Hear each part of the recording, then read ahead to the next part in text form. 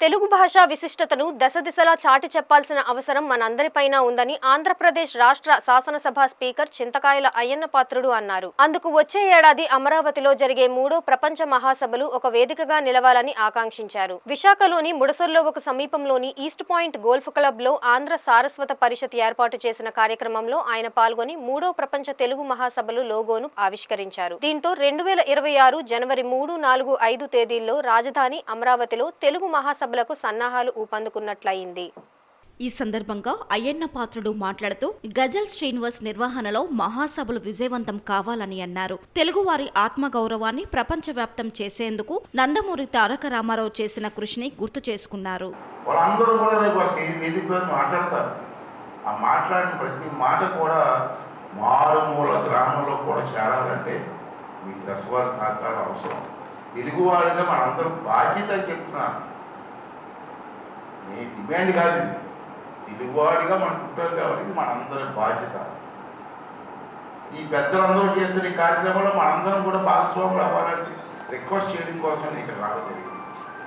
అంచేత ఆ సభల్లో అందరూ పాల్గొనడం, ఇది అందరూ వాళ్ళ సభ కాదు, అందరి సభ. తెలుగువాడు అన్నవాడు అన్నవాడు కూడా సభ మనది. దీన్ని విజయవంతం చేయవలసిన అవసరం ఉందని చెప్పి ఈ సందర్భంలో మనం చేస్తూ, అలాగే తెలుగుదేశం పార్టీ ఎలా పుట్టిందండి? తెలుగువాడి ముందు చెప్పుకుంటూ పుట్టింది. మానవుడు ఎన్టీ రామారావు తెలుగుదేశం పార్టీ తెలుగుదేశం పార్టీ పెట్టాడు. తెలుగువాడి గుండి చెప్పుడని పెట్టాడు. రాజకీయాల్లో సమూహంలో మార్పు తీసుకొచ్చాడు వ్యక్తి కదండి. అంతవరకు రాజకీయాలు లేకుండా మీ అంత తెలియదు కాదు కదా.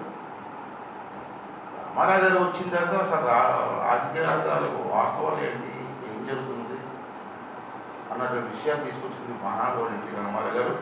అది కూడా తెలుగుదనం మీద, తెలుగువారి కోసం పెట్టిన పార్టీ తెలుగుదేశం. అటువంటి మహనీయుడు కూడా రామారావు గారి వేళ రామారావు గారిలో డైలాగులు కానీ ఇవన్నీ కూడా మాట్లాడేది ఎవరు ఉన్నారండి?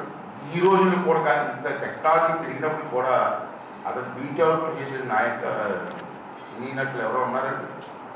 ఈరోజు కూడా టీవీల్లో అతను మాట్లాడిన మాటలుగా డైలాగ్ చూస్తుంటే, ఎందుకంటే దానవేశ్వర సర్కారులో దుర్యోధన డైలీ చెప్పండి నటులు అందరినీ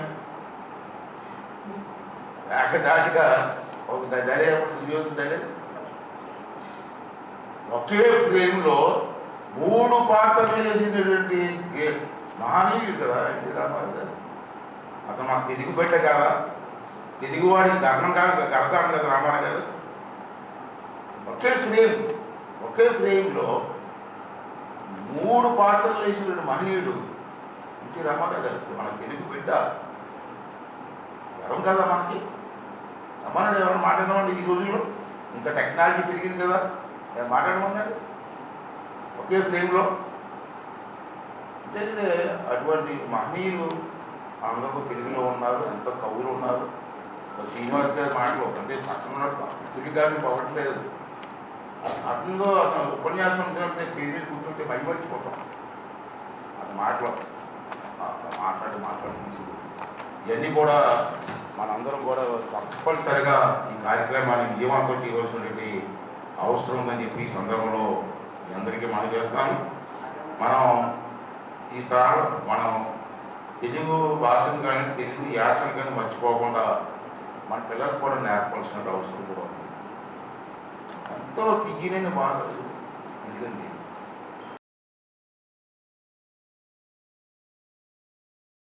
గజల్ శ్రీనివాస్ మాట్లాడుతూ ప్రపంచం నలుమూలల నుంచి పెద్ద ఎత్తున తెలుగువారు ఈ సభలకు హాజరవుతున్నారని, తెలుగు భాష వైభవాన్ని భావితరాలకు అందిస్తారన్నారు. ఆంధ్రమేవ జయతే అనే నినాదంతో ఆంధ్ర సారస్వత పరిషత్ పనిచేస్తుందన్నారు. కార్యక్రమంలో ప్రపంచ తెలుగు మహాసభల ముఖ్య సమన్వయకర్త పి రామచంద్రరాజు, సహ సమన్వయకర్త వాసిరెడ్డి విద్యాసాగర్, పలువురు ప్రతినిధులు పాల్గొన్నారు. వీడు తెలుగువాడు, వీడు తెలుగువాడు, వీడు ఆంధ్రవాడు, వీడు అని మనందరికీ గుర్తింపు తెచ్చినటువంటి వ్యక్తి శ్రీ నందమూరి తారక రామారావు. వారి వేదిక పైన, వారి శత జయంతి ఉత్సవాలు జరిగిన సందర్భంగా వారి వేదిక పైన ఈ కార్యక్రమాన్ని పెడుతున్నాం. అలాగే ఒక ఉపవేదికకి డాక్టర్ పివిజే రాజు గారి వేదిక కూడా ఏర్పాటు చేస్తున్నాను. మీ అందరికీ మనవి చేస్తున్నాను. ఉపవేదిక ఇలాగ ఎంతోమంది మహానుభావుల్ని స్మరించుకుంటూ ఎంతోమందికి గతంలో మేము నన్నయ్య, తిక్కన, ఎర్రాప్రగడ, రాజరాజ చోళుడు, రాజరాజ నరేంద్రుడు ఇలా ఎంతోమంది సంస్థానాధీశులకి తిక్కన, చాగయ్య, అన్నమయ్య, గురజాడ, ఆదిపట్ల నారాయణదాసు అటువంటి ఫ్యామిలీస్ని వాళ్ళ కుటుంబాల వాళ్ళని పిలిచి పూర్ణ కుంభ పురస్కారాలు ఇచ్చి సత్కరించాం. ఇంతవరకు ఈ 2 సార్లు కూడా 150 మంది ప్రాచీన కవులకు ఇటువంటి సత్కారం పూర్ణ కుంభ పురస్కారాలు ఇచ్చాం.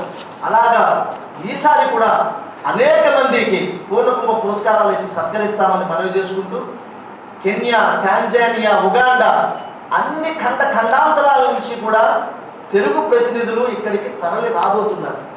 మీరు ఒకే ఒక చోట కశ్మీర్ నుంచి కన్యాకుమారి దాకా ఉన్నటువంటి అది త్రివేంద్రం తెలుగు అసోసియేషనా, సూరత్ తెలుగు అసోసియేషనా, ఖరగ్పూర్ తెలుగు అసోసియేషనా అన్ని సంస్థల వాళ్ళు ఈ కార్యక్రమంలో పాల్గొనబోతున్నారు. దయవుంచి ఇది మేము చాలా ప్రతిష్టాత్మకంగా చేస్తున్నటువంటి కార్యక్రమము, అత్యంత ప్రతిష్టాత్మకమైనటువంటి కార్యక్రమము.